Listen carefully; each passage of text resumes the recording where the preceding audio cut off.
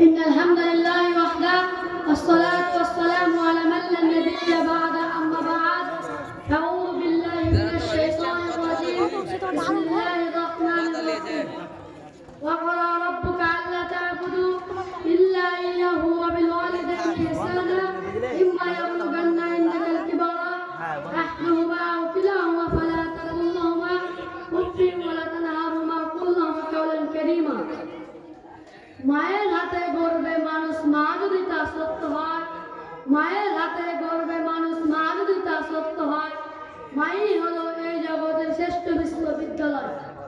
সম্মানিত মহতি সভার সভাপতি মহাশয়, বিচারক মণ্ডলীগণ ও শিক্ষক বিন্দু, আপনারা সমীপে যে বিষয়টি উপস্থাপন করতে চাই সেটি হলো পিতামাতার সাথে সদাচরণ।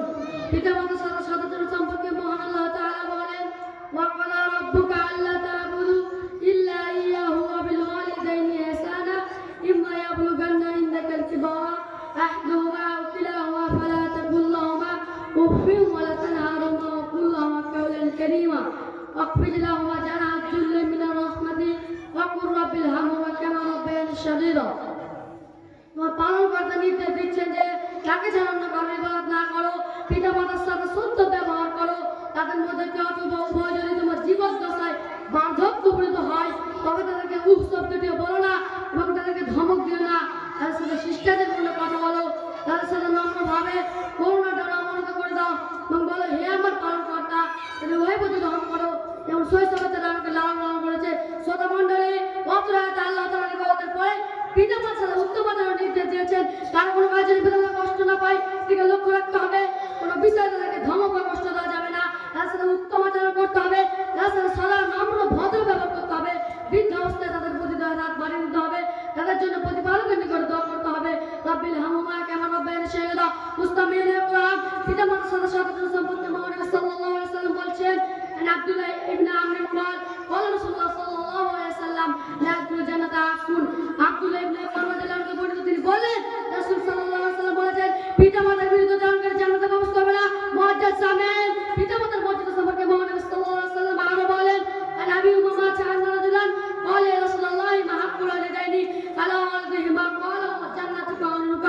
আবু উমামা রাদিয়াল্লাহু আনহু বর্ণিত, এক ব্যক্তি রাসূলকে করতে বলেন, হে আল্লাহর রাসূল সাল্লাল্লাহু আলাইহি ওয়াসাল্লাম, সন্তান আমার পিতামাতার হক কি? তিনি বলেন, তারাই হয় তোমার জান্নাত ও জাহান্নাম। উল্লেখিত হাদিসে বলা যায় যে পিতামাতার সন্তানের জান্নাতের মাধ্যম ও জাহান্নাম থেকে পরিত্রাণ করার উপায়, তাই তাদের সাথে সদাচরণ করে জান্নাত লাভের চেষ্টা করে বাঞ্ছনীয় বা কর্তব্য। হাজিরিন, পিতামাতার সাথে সদাচরণ সম্পর্কে বহু হাদিসে বর্ণনা রয়েছে।